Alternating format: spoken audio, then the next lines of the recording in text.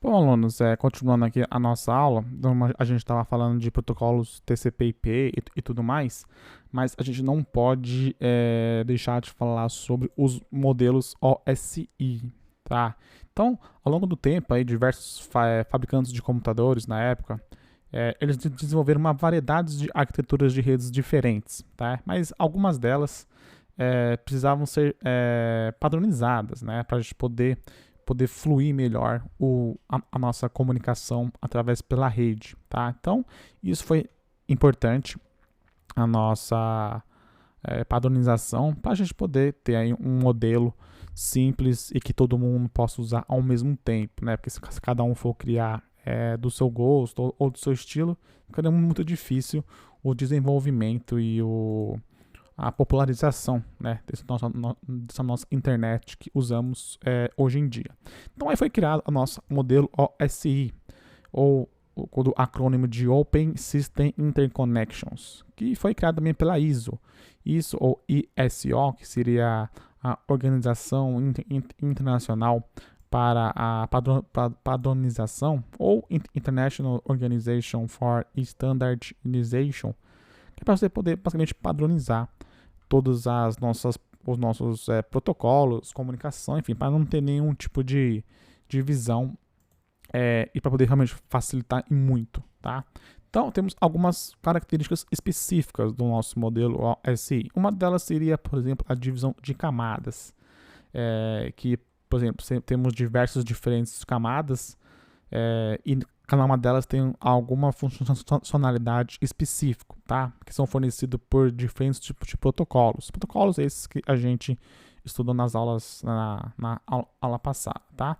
E ela tem que ser de forma organizada, tá? Então a gente precisa organizar isso em camadas, que é o nosso principal estudo que a gente vai estudar e ver hoje. E temos também o pontos de acesso de serviços, que é o SAP. Isso já não é muito utilizado, tá? Porque tipo, as várias camadas que se comunicam com as demais através de uma interface padronizada, por exemplo, possibilita uma substituição de protocolo de uma camada por outro equivalente. Isso aqui já não é muito utilizado, tá? A gente usa mais mesmo a divisão por camadas. Esse daqui não é muito estudado, mas possui também um modelo do OSI, mas realmente não vingou, tá? Então a divisão por camadas é realmente a principal, que é o que eu vou apresentar para vocês aqui. Então são 7 camadas. Essa ilustração aqui lá é perfeita, ela consegue realmente ilustrar bem como é que funciona uma camada de modelo OSI. Então são 7 camadas, tá? Isso você tem que saber. Isso é obrigação de qualquer pessoa que vá mexer ou vá estudar, prestar suporte de redes. Isso tem que estar aí na ponta da língua, né? Tem que conhecer bem. Então vamos começar aqui com o nosso modelo, né? Com as camadas OSI. Então são sets, começando pela primeira, né? Pela própria imagem mesmo que já define aqui, a física, né? Ela lida basicamente com a transmissão pura de bits. Basicamente é isso, né? De um canal de comunicação, por exemplo, um RJ45, uma fibra ótica, tá? Então essas são questões típicas, né? Com relação do que ela funciona. Então, ela foi projetada para garantir que quando um lado transmite o bit 1, esse seja recebido como um bit 1. Né? Então, ele trabalha com bits. Basicamente é isso que ele funciona, tá? Então, ele basicamente lida com interfaces mecânicas, elétricas, procedimentais, com o meio físico de transmissão, tá? Ele pode ser, essa camada física, ela pode ser considerada como uma responsabilidade, basicamente, de engenharia elétrica, né? Porque ele lida muito com isso, né? Então, é a parte física dos próprios cabos, tá? Então, tá aqui, sinal e transmissão binária, é basicamente isso. Aí temos aqui a nossa segunda camada, que é por enlace, ou ligação de dados, links, que também você pode traduzir, que tem como tarefa principal pegar a facilidade de transmissão de dados brutos e transformá-los em uma linha que pareça mais ou menos uma camada de rede que possa ser livre de erros de transmissão. Então, esse é um tipo de camada que resolve os problemas causados por quadros danificados ou perdidos ou até mesmo duplicados. Então, esse tipo de camada ele aceita basicamente uma sequência de bits sem se importar com o significado. Isso seria a camada física, né? Então, o físico, ele basicamente ele faz a sequência sem se importar com aquele significado. Mas no enlace de dados, né, ou com link de dados, ele cria e reconhece os limites daquele tipo de quadro. Então, basicamente, como é que funciona? Seria o MAC address, seria uma configuração do tipo PPP, uma conexão do tipo Ethernet, fibra, um ATM, enfim. Então, são vários tipos de endereçamento físico aqui que a gente pode utilizar. Aí temos aqui a nossa terceira camada, seria a nossa camada de rede, tá? Então ela é uma rede, por exemplo, que se preocupa com o controle da operação da subrede.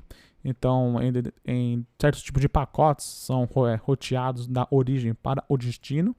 E essas rotas elas podem ser baseadas basicamente pelas tabelas estáticas ou dinâmicas, que aí entra o protocolo IP, o protocolo OSPF, que é um protocolo avançado, IPsec, ICMP, que é o famoso ping, entre vários outros tipos de a nossa endereçamento e roteamento lógico, tá? Então isso aqui também é uma camada muito importante.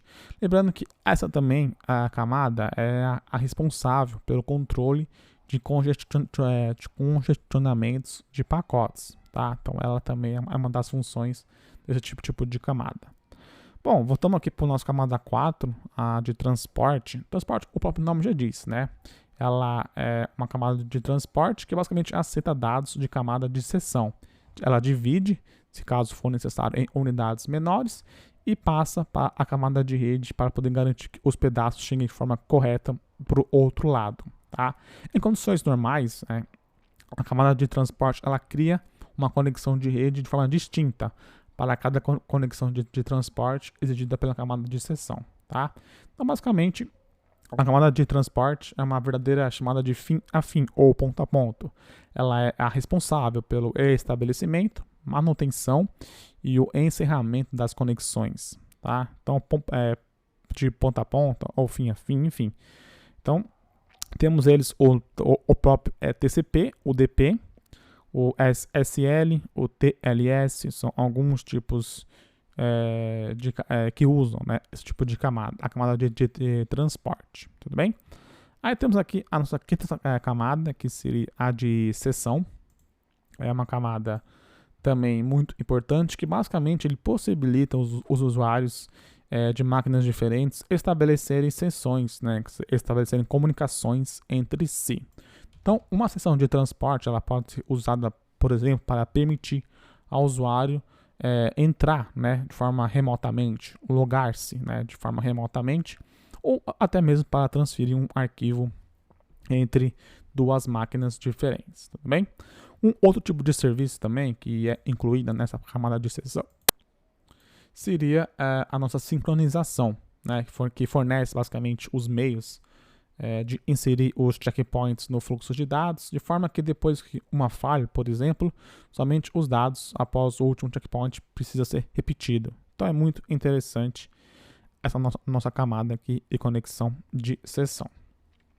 Aí a sexta aqui, e quase a última, né? A nossa camada seria de apresentação. Essa nossa camada, ao contrário de todas as outras que a gente já estudou, que basicamente trocava bits de forma confiável, essa camada ela se relaciona pela sintaxe e a semântica da informação que é transmitida. Então, basicamente, ela também pode realizar, por exemplo, a compressão de dados para reduzir o tráfego, ou até mesmo usar a criptografia para garantir a privacidade, por exemplo, um arquivo em MP3, um arquivo em HTML. Então, isso aqui é tudo usa na camada 6 de apresentação. Como é que ela se apresenta para a pessoa, uma imagem, uma JPEG.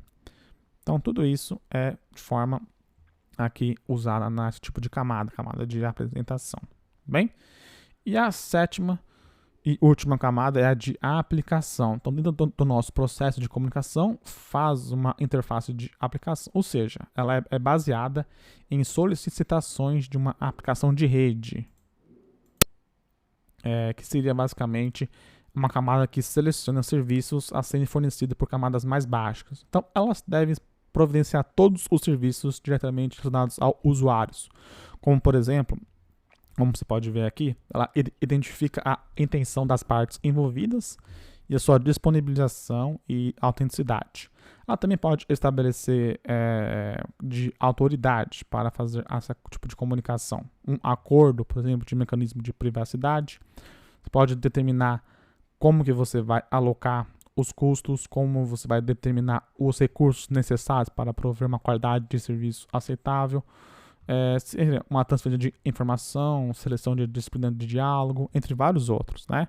Como, por exemplo, resumindo, um servidor de DNS, um servidor de e-mail, um servidor de telnet, um servidor de FTP. Então, tudo isso é para a aplicação. Então, é para prover rede para as nossas aplicações, tá? Aí está aqui, por exemplo, um site do Google, um servidor de e-mail, né, POP, SMTP, são servidores, o nosso peer-to-peer, são os nossos torrents, tá? Então tá tudo aqui na nossa camada 7.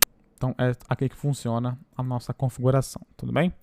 Então, gente, aqui apresentamos as 7 camadas de TCP do modelo OSI, que usam, né, basicamente todos eles usam aí o protocolo TCP/IP, tá? Basicamente é isso nessa nossa aula. Então, todos eles são vários tipos de protocolos, são vários tipos de parâmetros que a gente estudou. Eu vou deixar aí para vocês outros links de internet, alguns livros, caso vocês queiram, indicações que podem ajudar ainda mais esse nosso conceito de camadas em OSI, tudo bem? Então, gente, é isso daí. Na próxima aula, vamos continuar trabalhando aqui com a teoria sobre redes em nosso curso.